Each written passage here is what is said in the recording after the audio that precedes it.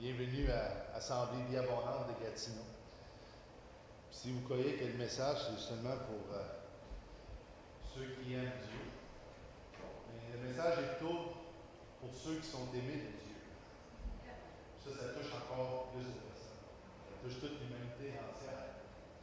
Donc, c'est un message pour l'humanité, pour tous les hommes, les femmes, soit petits, grands, pauvres, les dents blanches ou pas, dents manques, des aucune différence.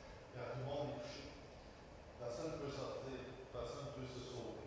Comme il avait dit, même si je vais aux profondeurs de l'enfer, tu es là. Donc, c'est nous, le passant, qui court, qui sort, qui se cache derrière le sang. Dieu a toujours voulu marcher dans les hommes comme il faisait dans le jardin. Donc, la dernière fois, je vous ai laissé avec ce genre de réflexion-là qui disait par cela, tout le péché est entré dans le monde et personne qui pouvait s'en sortir. Il n'y a aucun échappé. Donc, par la désobéissance d'Adam, tout le monde a payé. Le péché est introduit dans le monde. Et après ça, j'avais posé la question concernant maintenant l'œuvre de Christ, l'obéissance de Jésus. Qu'est-ce que l'obéissance de Jésus a fait? Est-ce que ça a plus de puissance, l'obéissance de Christ, que la désobéissance d'Adam? Je vous avais laissé là-dessus, à réfléchir. Parce que des fois, il semble que la désobéissance d'Adam a plus de puissance que l'obéissance de Christ. Parce que on va pointer, mais regarde qu'est-ce qui se passe dans le monde. Mais on va voir que qu'est-ce qu'on voit dans le monde, puis la réalité, c'est deux choses différentes. Donc, je vais... Le verset où il en parle de cette chose-là concernant le premier Adam puis le deuxième Adam qui est Jésus. Et les deux ont eu un impact global. Donc, c'est dans Romains 5.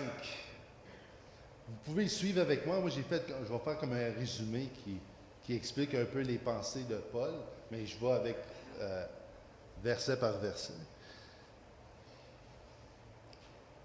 Donc, dans Romains 5, ça commence au verset 12, ou je pourrais dire 11. Donc, livre aux Romains 5. Gloire à Dieu. Il dit, non seulement cela, mais encore nous nous glorifions en Dieu. Puis, il y a d'autres versets qu'on peut lire qui dit, ainsi notre joie est parfaite en Dieu. Donc, on continue d'être joyeux en Dieu. Puis, on va voir, Paul va nous énumérer pourquoi qu'on est joyeux en Dieu. Donc, ici, notre joie parfaite de Dieu continue. Jésus-Christ a fait de la réconciliation une réalité. Malgré qu'est-ce qu'on voit? La réalité, c'est qu'on est réconcilié. Puis c'est pas à cause que je me suis levé un matin et je dis, je vais me réconcilier avec Dieu. Jésus l'a fait sans demander la permission. Donc, une personne a ouvert la porte au péché, Adam. Le péché a introduit la mort et la mort spirituelle. Donc, le péché et la mort spirituelle ont tous deux eu un impact global. Donc, il n'y a personne qui y est échappé. Peu importe ton statut, peu importe, même si quand la parole dit, on va le lire. Donc, personne n'a échappé à la tyrannie du péché. Donc, la loi n'a pas introduit le péché, mais le péché n'était pas encore identifié, signalé et qui a été crié. Donc, dans le même temps, la mort spirituelle qui a dominé de Adam jusqu'à Moïse, donc on compte 2500 ans. Donc, pendant 2500 ans avant la loi, il n'y a personne qui était exclu. Peu importe qui tu es. Aussi bon que tu peux, même si tu n'as pas désobéi comme Adam, tu n'échappes pas. Tu es né pécheur. Même ceux dont la transaction disait qu'ils n'ont pas fait comme Adam, qui n'ont pas désobéi comme Adam. Donc, le fait est que l'offense d'Adam a mis le péché en mouvement. Donc, le péché est en mouvement, il n'y a pas rien qui pouvait l'arrêter. C'est comme dans un film de zombies où le virus est là.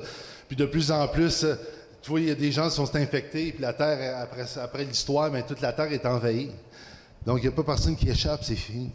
C'est un désastre. C'est triste quand tu le vois de cet aspect-là. C'est une tragédie.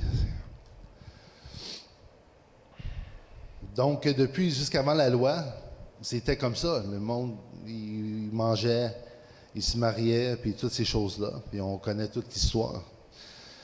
Donc, la seule chose qu'on pourrait comparer, qu'est-ce qui s'est passé dans ce temps-là à cause d'Adam, on peut utiliser maintenant, on peut voir l'offense et le don. Donc, la désobéissance versus l'obéissance. Donc, c'est qu'est-ce que Paul y raconte dans Romains ici, dans Romains 5. Donc, la seule similitude, la comparaison qu'on peut faire, c'est qu'Adam et Christ représentent la majorité, représentent l'humanité. Donc, Adam représente l'humanité et Christ, c'est pour ça qu'on dit que la parole s'est faite chair. Donc, est venu représenter l'humanité au complet. Et pas juste pour nous montrer un exemple, autre chose que ça. Il est venu en tant qu'humain, en tant que représentant humain. Adam représentait toute l'humanité au complet. Jésus est venu pour représenter aussi toute l'humanité. Donc, Adam a mis le péché, lui, en mouvement. Donc, l'idée de la mort des séparations de Dieu qui a été introduite par la transgression d'une seule personne est de loin remplacée. Donc, qu'est-ce qui l'a remplacé est encore plus supérieur. C'est ça que Paul y dit ici. Donc, on était séparés à cause de la désobéissance d'Adam, mais remplacé par le don de la grâce donné à l'humanité en un seul homme, Jésus, le Christ. Mais le don gratuit de Dieu l'emporte de façon incommensurable sur la transgression. Donc, qu'est-ce que Paul dit ici? C'est que l'obéissance de Christ, c'est même pas à comparer la puissance de l'obéissance de Christ sur l'humanité, à comparer à qu'est-ce que la désobéissance a fait, la désobéissance d'Adam sur l'humanité. Donc, c'est important, ça, c'est la base de toute chose. De comprendre qu'est-ce qui s'est passé 2000 ans passés, puis qu'est-ce qui est d'actuel aujourd'hui. Donc, si la mort, vu l'écart dans un péché, saisit l'opportunité de dominer sur l'humanité à cause d'une seule personne, combien plus pouvons-nous maintenant saisir l'avantage de régner en justice dans cette vie à travers l'acte du Christ, qui nous a déclarés innocents par sa grâce.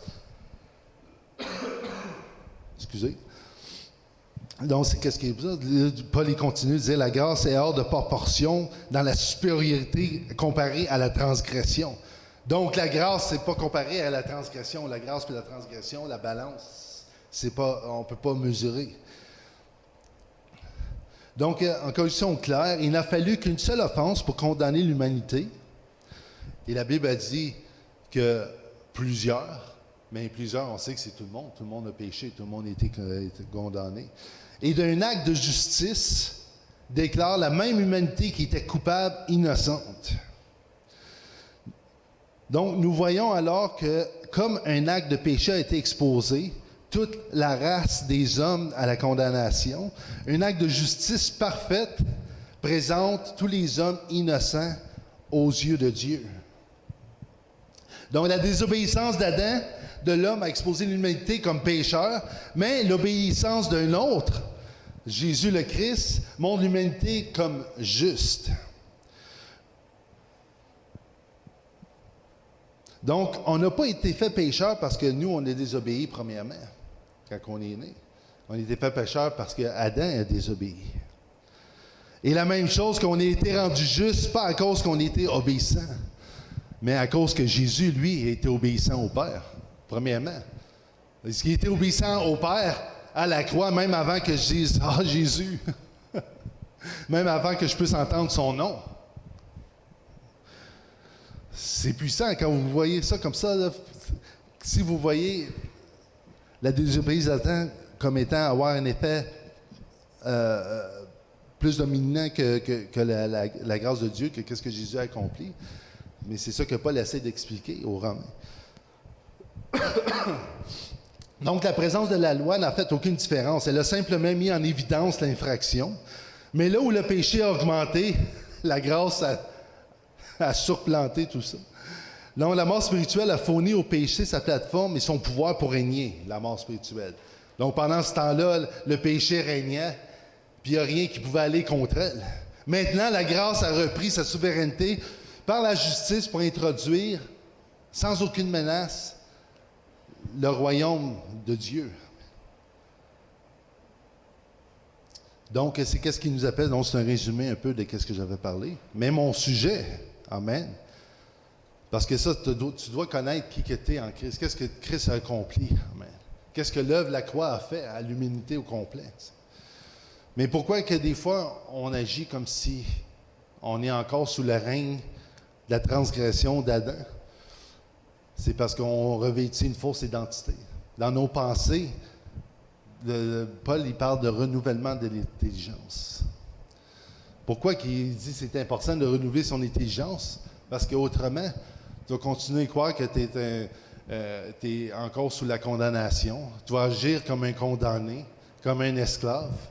Dans ce temps-là, l'Église est la manifestation visible à travers le monde de quelque chose qui s'est produit 2000 ans passés à la croix.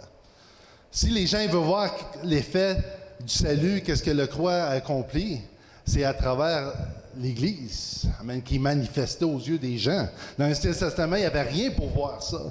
Mais Christ, c'était une réalité quand même, parce qu'il dit, même avant la fondation du monde, le salut, ça fait partie, il était là, on était choisis de Dieu, même avant la fondation du monde. Donc, dans 2 Corinthiens 10, 5, on peut aller lire qu'est-ce que la parole nous a enseigné à ce sujet. Et puis, comme Gary a dit, je trouve que c'est vraiment important, puis je l'ai déjà dit dans le passé aussi, que Jésus a déjà dit aux pharisiens que vous scrutez la parole de Dieu pensant que vous allez la vie éternelle parce que vous avez la connaissance de ce qui est écrit. Mais Jésus a dit, tout ça, ça pointe vers moi, qui est la parole ultime, qui est la parole vivante, c'est moi qui donne la vie. Car si vous êtes vivant, c'est à cause que Christ vit. Puis c'est ça qu'il dit. Puis c'est ça, toute parole, toute chose qu'on doit faire, toute chose qu'on doit enseigner, doit emmener toujours à la personne de Christ. Amen. Parce que si on est vivant, même ceux qui sont dehors, même ceux qui ne croient pas, ceux qui sont dans l'ignorance des ténèbres, s'ils sont vivants, c'est parce que Christ vit. Toute vie sur terre est là à cause que Jésus, le Christ vit, Dieu vit. Donc, dans 2 Corinthiens 10, 5, chapitre 10.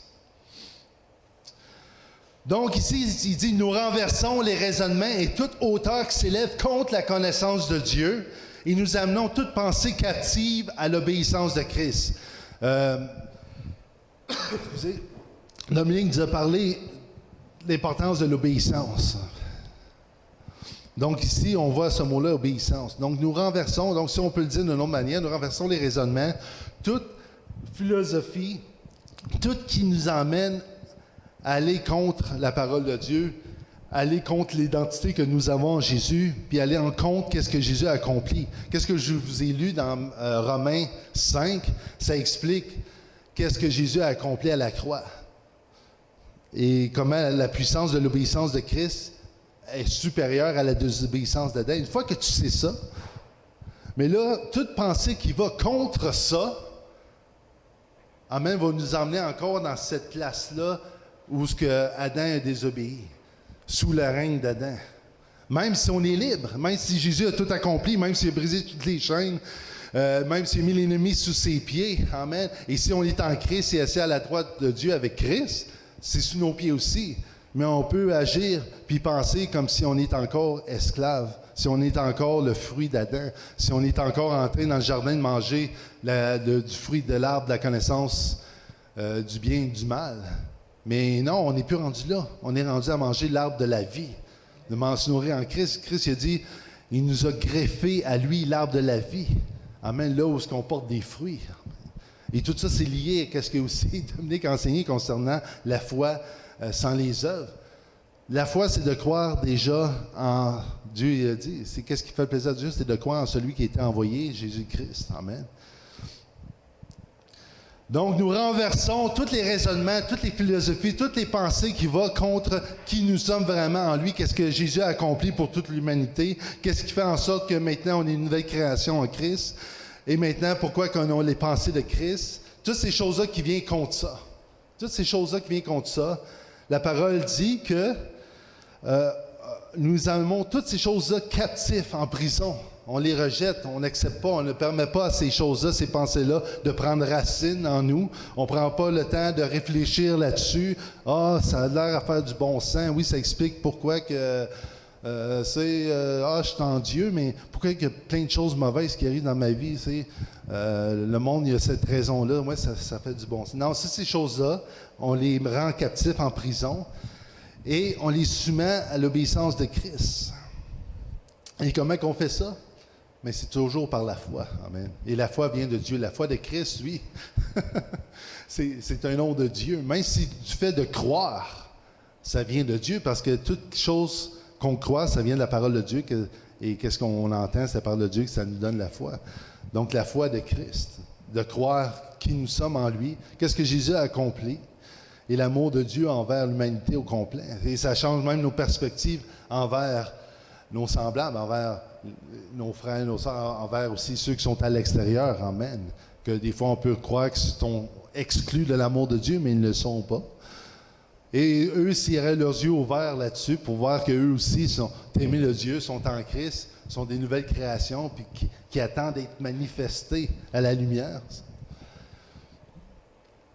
Donc, puis maintenant, l'obéissance de Christ a rendu nul sans effet. OK, là, je vais continuer avec nos pensées doivent être soumises à Christ. Donc, 1 Corinthiens, alors nous savons qu'on... OK, dans 1 Corinthiens 2,16, vous n'êtes pas obligé de tourner, mais pour référence. Or, nous avons la pensée de Christ. Donc, je vais vous citer une citation qui était quelqu'un qui a écrit sur Twitter, qui ça a fait un gros scandale. Vous connaissez Kanye West? C'est un rappeur, c'est un chanteur populaire aux États-Unis, puis qui est marié avec Kim Kardashian. Donc, je veux dire, tout le monde, d'une manière ou d'une autre, vous avez déjà entendu parler. Lui, il est assez controverse en principe, mais il a dit quelque chose qui me frappait. Puis ça choquait bien du monde. Il parlait de l'esclavage. Il dit, lorsque vous entendez l'esclavage depuis 400 ans, il dit souvent aux États, vous entendez des personnes qui disent, on est encore sous la même oppression de l'esclavage depuis 400 ans. Pour lui, puis il dit, 400 ans, vous êtes esclave. Il dit, ça paraît comme si c'était un choix. Il dit, c'est comme si vous choisissez de vouloir rester dans l'esclavage. Ça a choqué plein de monde. Puis il a continué à élaborer là-dessus. Il a ajouté, si vous étiez emprisonné mentalement pour 400 ans, vous allez être encore pour les 400 prochaines années. Il dit, donc, c'est la même chose pour nous. Amen. Christ a pu accomplir tout ça sur la croix. On est libre, rempli du Saint-Esprit, parce que la parole dit on est de Dieu, enfant de Dieu. Donc, on marche selon l'Esprit. Donc, c'est l'Esprit qui nous guide, l'essence même de toute notre vie, de tout notre être. Mais si on continue à vivre dans cet état-là de mentalité soumise à toutes sortes de pensées qui vont contre Dieu, on est esclave de ces pensées-là. Donc, on va agir, on va commencer à réfléchir, on va commencer à se décourager. Quand les choses viennent, tout ça, on va essayer de trouver tous les moyens naturels de pouvoir régler des choses que la plupart du temps, c'est spirituel. Donc, nous aussi, on peut être esclave, même si on est libre. Les esclaves, ils pouvaient être dans les champs. Il y en a beaucoup là-dedans qui craignaient Dieu, qui aimaient le Seigneur. Amen. Et ils sont plus libres que la plupart qui n'avaient aucune chaîne. Puis leur joie était parfaite, parce que la parole dit, ta joie est parfaite en Jésus. Même Paul, sachant qu'il était pour être décapité, il disait, à chaque jour, je suis mis à mort. À chaque jour, on cherche à me tuer. J'ai été laissé pour mort. Mais sa joie est parfaite. Ça, c'est un signe. C'est un signe, si notre intelligence est renouvelée, ça va vous donner un indice. Quand les difficultés viennent, est-ce que c'est possible de trouver la joie? Si vous n'avez pas la joie, c'est un indice concernant vos pensées ou ce qu'elles sont. Donc, l'ennemi est vaincu, mais il a seulement l'emprise sur ceux qui vivent l'illusion de la séparation de Dieu. Ceux qui croient qu'ils sont séparés de Dieu, c'est décourageant. Ils sont sous l'emprise, ils sont emprisonnés. Mais même là, ils ne sont pas séparés de l'amour de Dieu, mais dans leur tête, ils le sont, ou quoi que ce soit. Dans Romains 12, 2, Paul parle aussi de l'influence de la tradition religieuse dans son époque. Donc, je vais tourner dans Romains.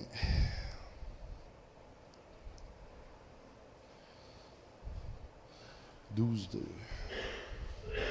Qui dit, ne vous conformez pas au siècle présent, mais soyez transformés par le renouvellement de l'intelligence, afin que vous discerniez quelle est la volonté de Dieu, ce qui est bon, agréable et parfait. Quelle est la volonté de Dieu, qu'on croit en celui que Dieu a envoyé, Jésus-Christ. Et ne pas se conformer au siècle présent, aux mentalités ou aux philosophies, mais lui, Paul, il était bien placé pour en parler, car lui, il était dans cette influence-là de la tradition religieuse de son époque. Donc, toute pensée philosophique qui vont contre la connaissance de Christ veulent nous emprisonner puis nous former dans son moule. Dans Philippiens 4:8, « Au reste, frères, que tout ce qui est vrai, tout ce qui est honorable, juste, pur, aimable, mérite l'approbation, vertueux, aussi digne de louange, soit l'objet de vos pensées. » Donc, quelle personne vous connaissez qui a tous ces attributs-là? Hein? Est-ce que vous avez toutes ces choses-là en vous? Est-ce que tout le monde est vrai? Est-ce que tout le monde est honorable, juste, aimable, mérite l'approbation, vertueux, digne de louange? Quand je dis ça, je pense tout le temps à Christ. Quand je dis ça, je vois la personne de Christ. Il dit, sois l'objet de vos pensées. Pas seulement de penser, il faut que je sois vertueux, il faut que je sois aimable. Mais de savoir que tu es en Christ, Christ est en toi. Puis ça décrit la personne de Christ. Soit l'objet de vos pensées, et comme on l'a dit, de soumettre toute chose qui n'est pas le pensée, qui va contre cette chose-là, et d'avoir les pensées de Christ. Donc ça, c'est les pensées de Christ. D'avoir la pensée des yeux dirigés vers le Christ. Dans Galates 5:22, on voit une autre chose aussi. Les fruits de l'esprit, l'amour, la joie, la paix, la patience, la bonté, la fidélité, même la foi. Quelque chose qu'on peut goûter, quelque chose qu'on peut cueillir puis goûter, les fruits, les œuvres. Mais c'est les œuvres de Christ, premièrement. C'est la personne de Christ qu'on voit ici. À chaque fois que vous allez cueillir, goûter de Christ, comme il est bon, lorsque vous avez une pensée qui est libre, amen, lorsque les pensées qui viennent contre la connaissance de Christ sont emprisonnées, amen, ces choses-là vont être manifestées aussi dans vos vies. Donc, il n'y a pas de manifestation de l'esprit si nos pensées sont captives. Comme qu'il disait, qu'il soit le sujet de vos pensées. Si vos pensées ne sont pas dirigées vers Christ, qui est vrai, qui est honorable, qui est juste, aimable, mérite l'approbation, vertueux, tout ça, n'oubliez pas, nous sommes l'Église. On reflète ces choses-là que les gens ne voient pas. Ça vient manifeste à eux. Donc, vivons, c'est temps de vivre le royaume de Dieu. C'est un peu ce que ma sœur elle disait ici. De sorte que l'Église, des fois on voit des choses et on dit, il me semble ça ne semble pas être efficace. Il me semble que l'impact que ça devrait être n'est pas manifeste. Mais je vous encourage de vivre le royaume de Dieu. Et ici, dans Romains 14:17, on voit que le royaume de Dieu, c'est la paix et la joie par le Saint-Esprit. Dans 1 Thessaloniciens 1:6, elle dit « Et vous-même, vous avez été mes imitateurs et ceux du Seigneur. » Donc, il dit aux Thessaloniciens « Vous êtes mes imitateurs, puis vous êtes les imitateurs de Jésus. » Mais dans quel sens? Qui s'habille pareil, qui parle pareil, qui essaie d'être gentil pareil? Non, pas dans ce sens-là. Il continue en dire « En recevant la parole au milieu de beaucoup de tribulations. » C'est comme ça. Il dit, vous êtes mes imitateurs. En recevant la parole, en recevant Christ, la parole vivante, en recevant, lorsque vous, dans les moments de difficulté et de tribulation, on reçoit la parole, on l'accepte, on la reçoit, on lit. Toute parole va nous emmener vers cette liberté-là que nous avons déjà en Jésus, qui nous pointe vers lui constamment. Toutes les Écritures. Vous allez dans l'Ancien Testament, si vous le filtrez à travers de Christ, vous allez voir Christ partout. Donc, il dit, vous êtes mes imitateurs et les imitateurs de Christ.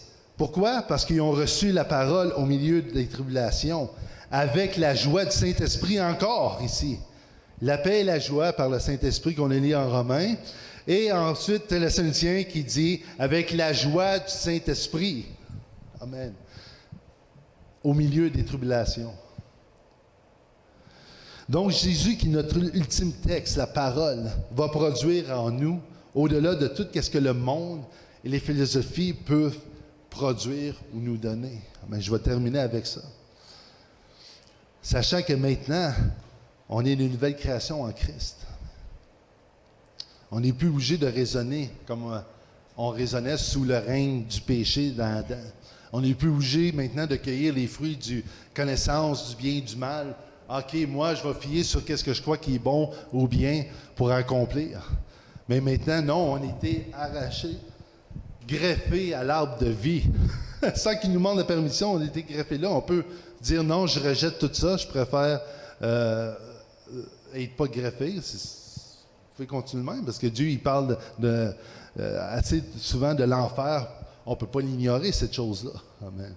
Mais le point, c'est pas ça. C'est qu'on a été greffés à l'arbre de la vie, amen, la source.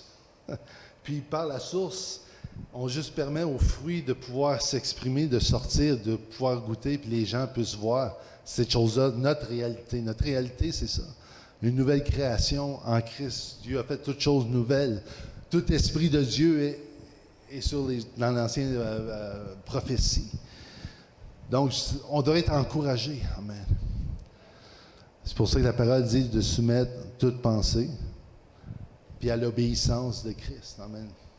Donc, c'est juste quelque chose pour réfléchir. C'est pas, comme je dis, seulement pour ceux qui aiment Dieu, mais c'est un message pour tous ceux que Dieu aime. C'est l'humanité au complet. C'est la parole. Donc, c'est quelque chose qu'on devrait exciter de parler de Jésus quand on est dans cet état-là. Pourquoi?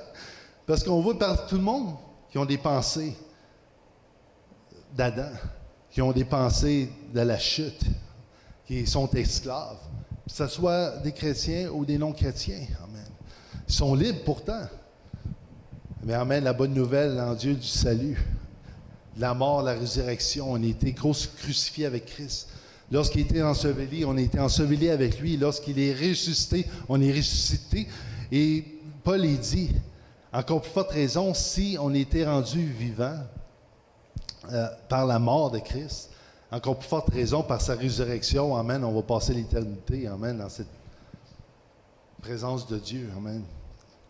C'est merveilleux, soyez bénis, puis soyez encouragés, puis amen, gloire à Dieu.